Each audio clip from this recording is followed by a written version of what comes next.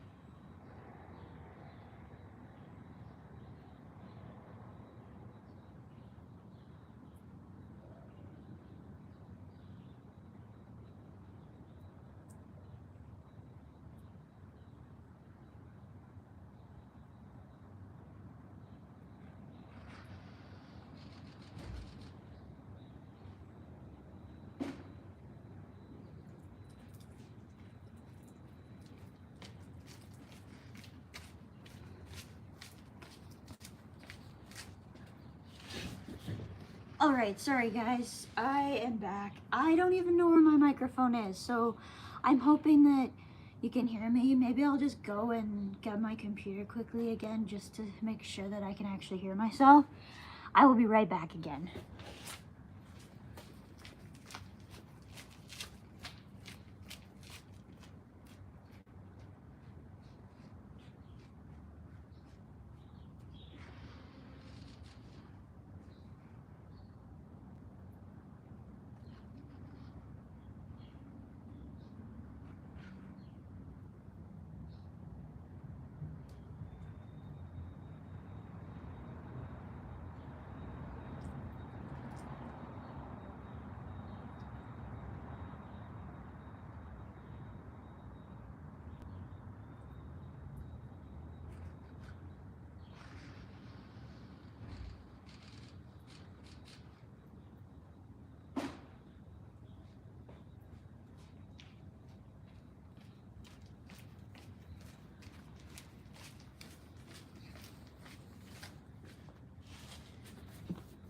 Okay, so I've grabbed my computer and I'm just gonna double check here that my stream is actually working.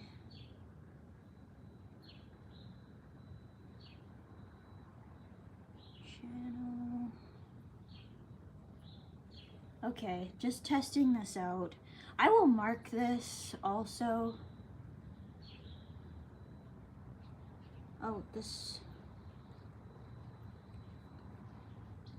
maybe this isn't actually working.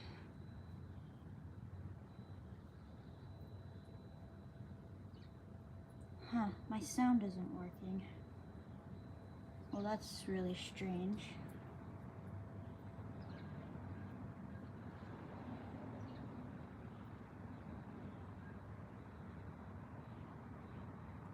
Huh. Okay, this is a problem. I don't know why it's not working.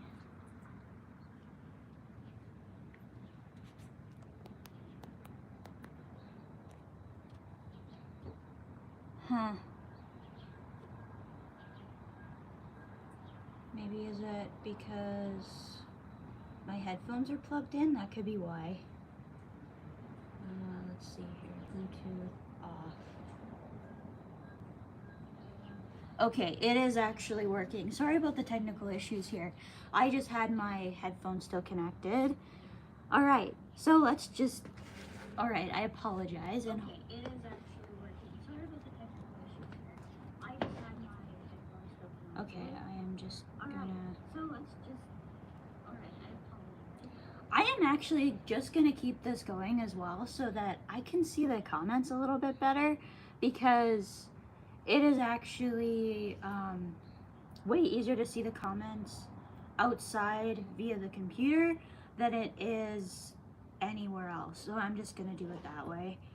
And so I apologize for the technical issues here, but that's what happens. I'm hoping that actually the sound is okay. I'll just try and project my voice a little bit more, but I don't know where my microphone is. I used it last week for filming my vlogging, and I'm just gonna double check my face here. Okay, let's just try this again. So I used my microphone last week for my vlogging, and I don't know where I put it, so I'm just gonna have to project my voice today. It is not very windy at all today, so I'm hoping that it will be okay. So yeah, but I am gonna keep up, again, the live chat over here. So if I'm looking off in this direction while you guys are chatting, it's because I'm watching it on my screen here on my laptop. So today, I want to just get right into the content of the video. First of all, before we do, the vlog this week is going to be out on Friday. I have it pretty much edited now, so I have to get it onto YouTube. And then I want to try something actually different than what I've ever done before, and that is I want to do a premiere. So I think on Friday at noon, my time, it'll tell you what time it is in your time zone. I will actually get that going. So yeah, I want to be able to join in and watch it live with you guys. And I think if we got everyone together this way to do the actual vlogging, it would work well. So yeah, that's that. Alright, so now getting into the content, I will mark this spot on my video, or try to. You know what? I don't even think I've done that from my video last week yet. I apologize for that. It's been crazy the past few weeks for trying to get things done between doing short content, these lives, and trying to get this vlog out. I've been really, really busy. So yeah, today we're going to be talking about the challenges I faced while being sick in my early 20s. And you will hear background noises. I can't help that. I'm hoping that I can project it enough that you can actually still hear me, but we'll see. Yeah, so these are the challenges that I've come up with being sick in my 20s. So a lot of people think that because I'm in my 20s, I'm in my prime of my life, right? But they don't understand that there's this whole other thing that's going on deep below the surface. So, the first one I want to get into is people constantly say to me, just wait until you're older when things get harder with your health. This is actually quite awkward because the amount of pain that I'm in sometimes would put so many people on their knees at that point in time. Like, people just really don't have a clue. And like how I know that when we had this rainstorm last week, it was a pretty significant low pressure system actually. I think I was hurting from head to toe, and that was with my migraine prevention. And like, I had to work, so there wasn't a way for me to just stay home, curl up in a ball and not do anything like I have in the past when those systems have come through. And actually, that's why one of the issues that I have is that spring can be so difficult, is because you're dealing with those particular issues, and you're dealing with the fact that the weather's changing constantly and you're getting these storm systems come through. Actually, winter can be a really big challenge for the same reason, but in a different way, because you're dealing with blizzards. Now, for the most part, in the last few years, I found that the blizzards aren't as common because we have been in a drought. But this year has been a particularly wet year, especially since about the start of April. It's been quite wet, which we've needed the moisture, so that's great.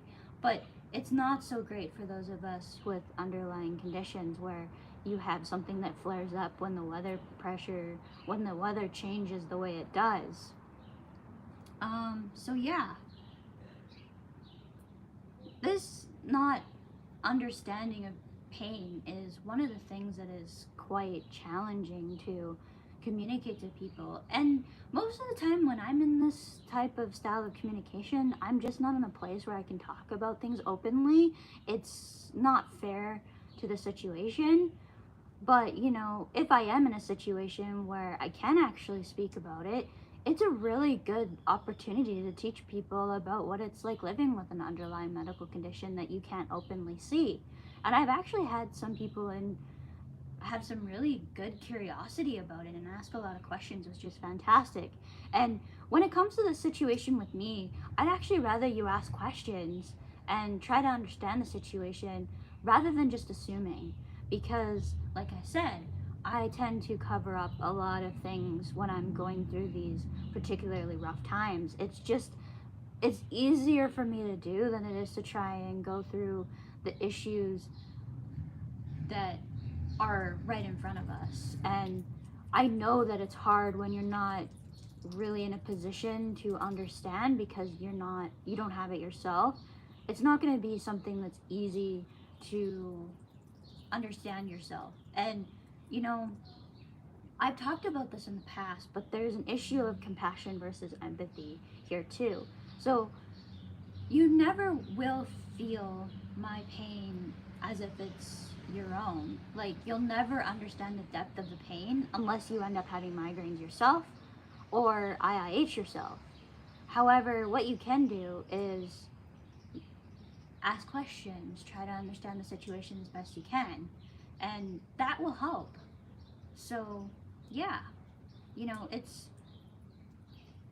not it's more about not assuming what the situation is like and trying to understand what my position is in that particular situation. All right.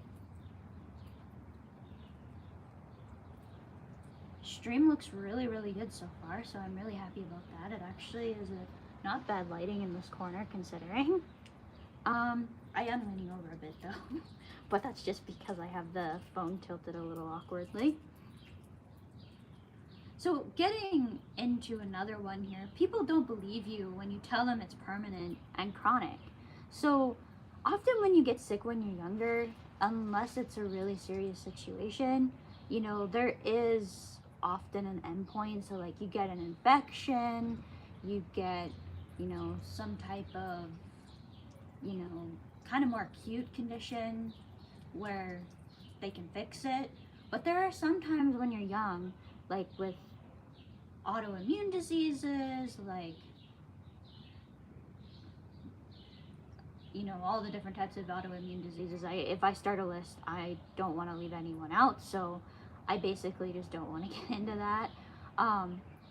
But one of the autoimmune conditions that I'm most familiar with and I've watched probably the most on is type 1 diabetes, and you get that condition when you're young. And you know, I learned a lot by watching the channels that I watch on YouTube about having autoimmune conditions, and it kind of helped me understand the value of community immunity with, you know, how it affects your immune system.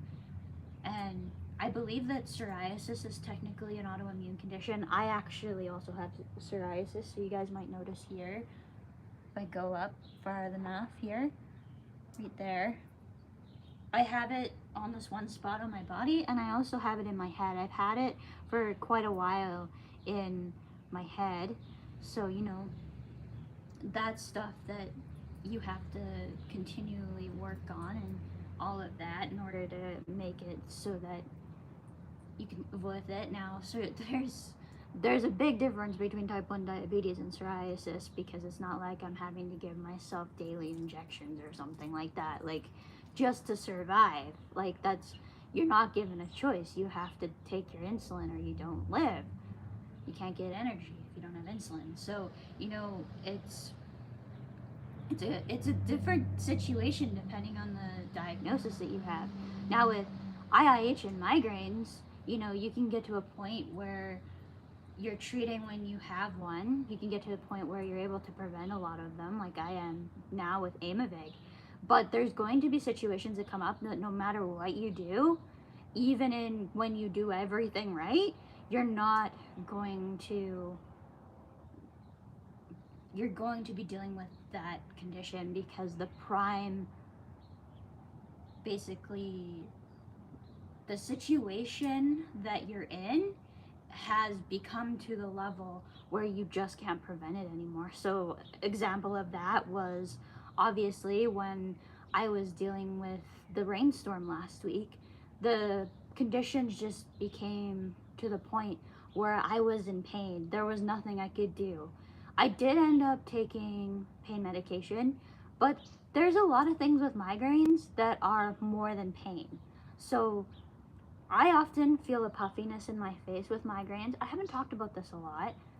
I also used to have that with IIH. It's like a inflammation in your face, like all around your face, and even in my forehead, and it just feels like your face is full of, I don't know, full of water or something. It's so uncomfortable. And then I was, having problems a bit with my hands, feeling extra inflamed and just pain around my hands and all of that. There was pain in my arms, right in here. Everything was just a little bit sore last week. And it was just kind of like you're walking around with a little bit of extra pain. And you notice it, well, and I noticed it because I don't deal with a lot of that anymore. Like, it has to come to a certain situation where I'm dealing with that level of discomfort. And I did end up taking over-the-counter medications last week because I wanted something, to take the edge off. But when you're dealing with the feelings of inflammation, whether it be around your face, you're dealing with the extra fatigue that comes on top of that, you're not really able to treat those symptoms, or at least I haven't been given any method to treat them. Maybe other people have by their doctors, but as far as I'm concerned, the only thing that is able to be treated is the pain. And although I don't really tend to have a lot of pain, I'm dealing with other symptoms on top of that. Okay. An important concept getting into this is it's important to remember that not all illness is visible. And I think people around me really start to get this concept when I'm, look, okay, I'm going to work, but then I say, actually, yeah, I'm in a lot of pain today. I've taken a medication for it, but it's not really doing much. And they're like, oh, yeah, but you look completely fine. I have actually had some people say that I look extra tired when I'm in the worst parts of migraines, and that's kind of satisfying actually, because it is very difficult. Like, I can barely see it in myself looking in a mirror. It's not only because of the way I'm feeling that I'm actually able to tell that things aren't going very well that day.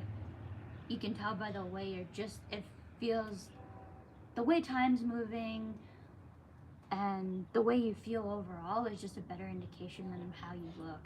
And in a way, I like that my illness is invisible because, you get a lot more questions in situations where you might not be able to be open and authentic in those moments. But in a way, it would be nice if people could tell that you're in a lot of pain so you could get a little bit of leeway in those situations as well. So there is kind of a double, kind of a situation where you could be dealing with, well, this is the reason why I would like people to be able to see the pain that I'm in, but these are the reasons why I'm happy that they can't. So I'm kind of in the middle, I guess, about that situation. It wasn't intentional wearing the shirt. This is the first shirt I found on top of my clean clothes.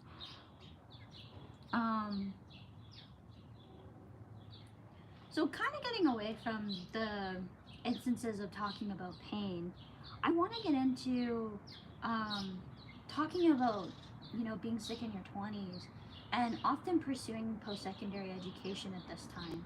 So most people who are,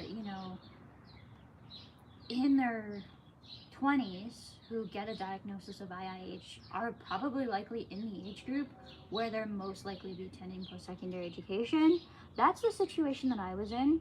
So although I wasn't technically diagnosed until after I finished my program, I was dealing with the symptoms at the end of my program.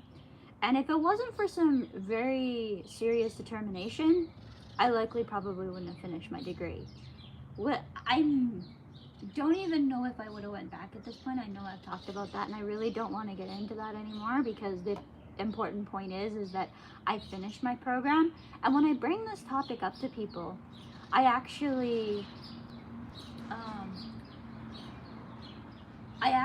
tell people that um, essentially the most important point is that I finished the program that I was taking. Because of what happened, though, the question often comes up, well, what are you going to do now? Because they see that I'm working and obviously I can maintain a bit of a schedule. And yeah, I mean, that's important. But when I was...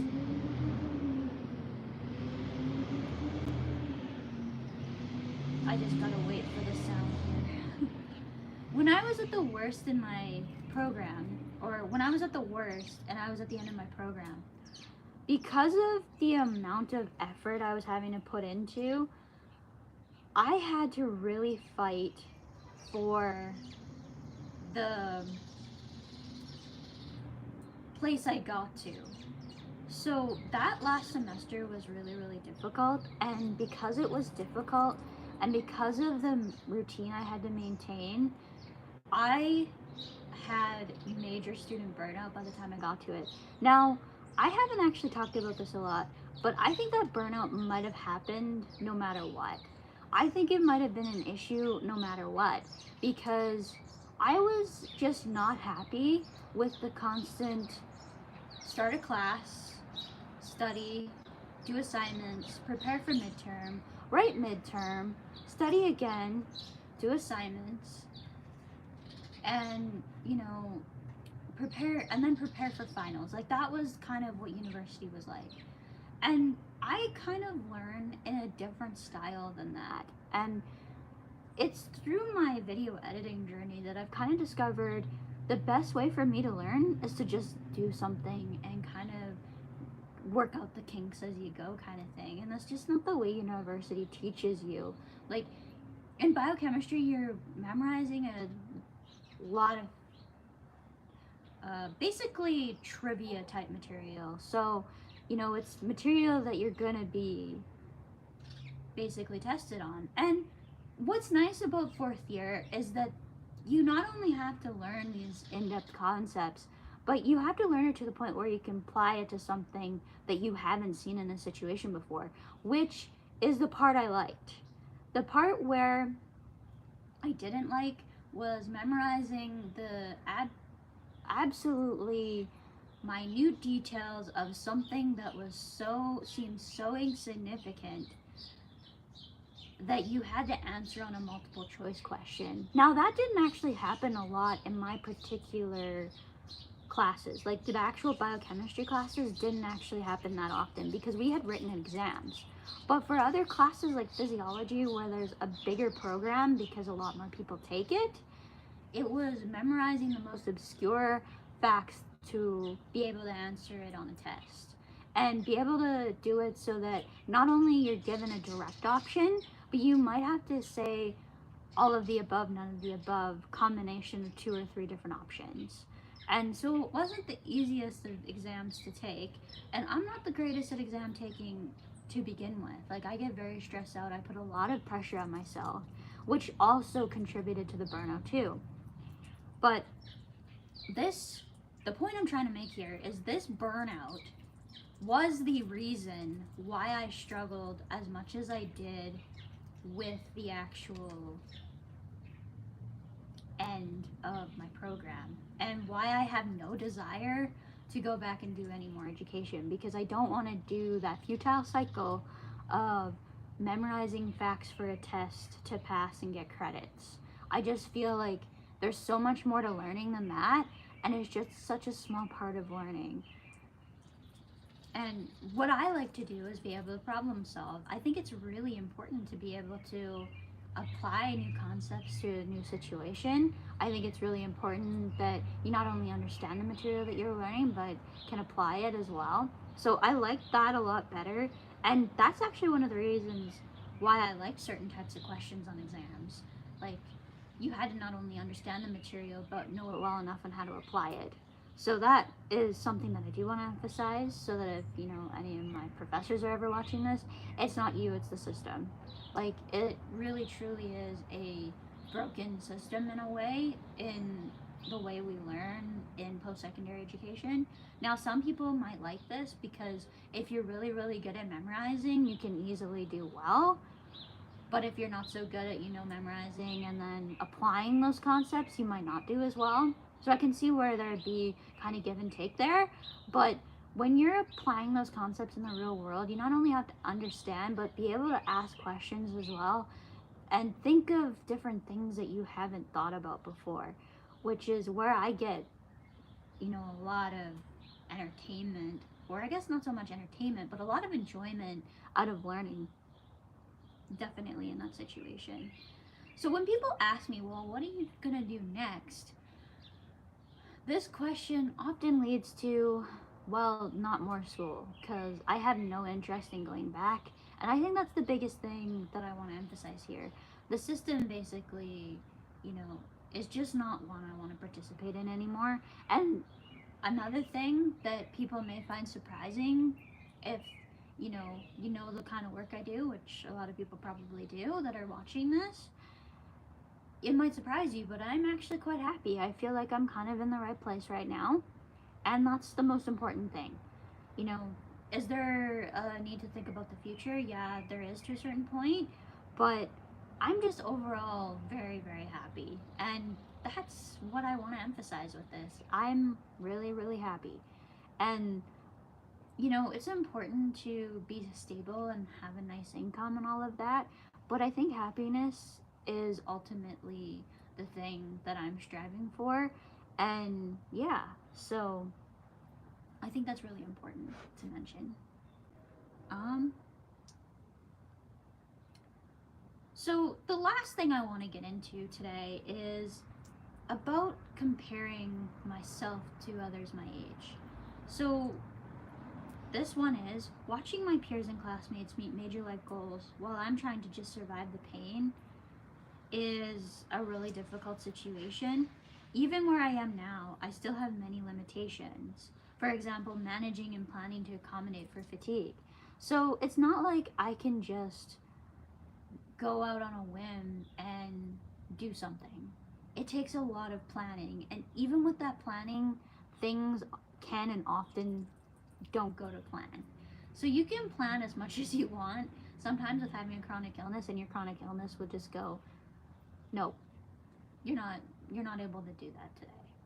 And now thankfully I'm not at the point anymore where a really bad day keeps me from doing like being able to maintain the things that I need to be able to maintain, such as, you know, going to work, or, you know, getting out of bed, having a shower kind of thing. So those basic things that I used to really struggle with before Aimovig aren't as big of a deal anymore. And that's been the biggest thing. And I don't know if it's just because I have the attitude now of, well, I have somewhere to be, I have to make it through this because I'm scheduled to be here at this time. But the reality is that I don't know whether that's just my perseverance, or if it's just a mentality, or if I really am at the point where now I can just push through it and whatever, or if I'm just resorting back to what it was like when I was in university and had no choice but to push through something and just get through that day. I really don't know. But the thing is that, that cycle I showed you of what happens when you overdo it? I used to really feel that. And I'm not having as many issues with that cycle happening anymore. So I don't know whether it's not actually happening or whether it is happening, but because I'm in the mindset that I am, of I have somewhere to be, I have something to do, I have, commitments now that I have to meet, that I'm able to just push through it and get through it, and then when I start to feel better, I kind of catch up. I don't know. I really can't answer that question. I really haven't figured out the answer to that question, so I really don't know the answer to that question. The managing and accommodating for fatigue is still probably one of the biggest hurdles that I have at this point, and it's not something that people my age often have to deal with. Like, you know, people my age who uh, often have, you know, may have several young kids. They're just go, go, go, go, go constantly, and without, you know, there probably is some planning to know where to take this child and that child and this child so that they meet their activities. But, you know, there's not the plan that, oh, I have to plan, you know, to go to this place because I may not have the energy to go to this place afterwards if I don't manage my time effectively. Like, for me, I. Oh,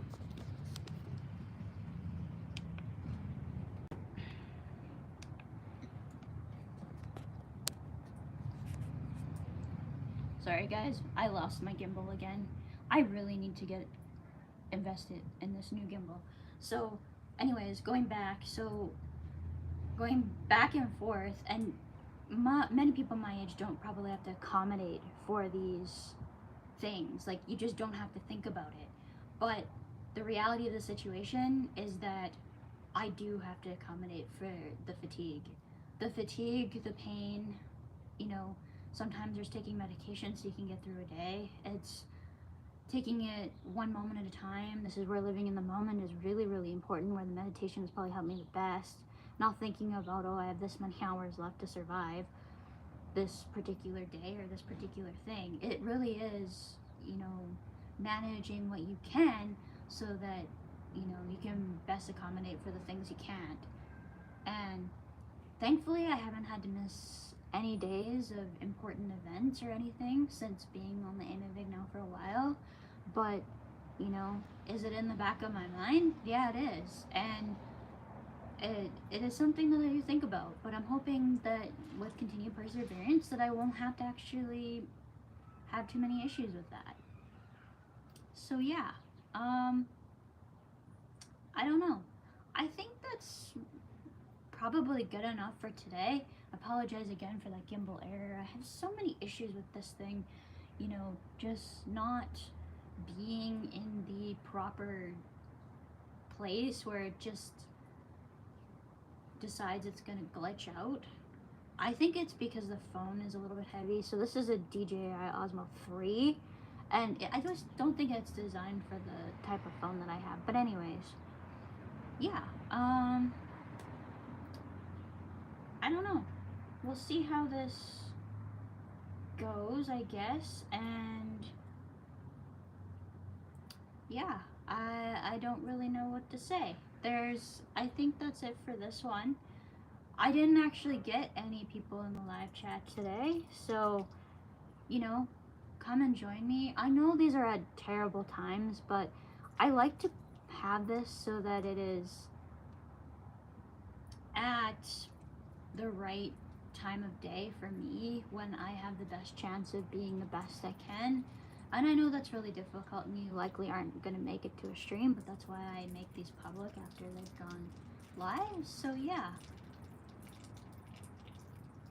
Looks like our water's leaking. Like, where's that water coming from? Anyways, so I will leave you guys there for today. I will try and get the segments done so you guys know where I was running to grab different things today. That eventually maybe I'll get one of these streams to go according to plan.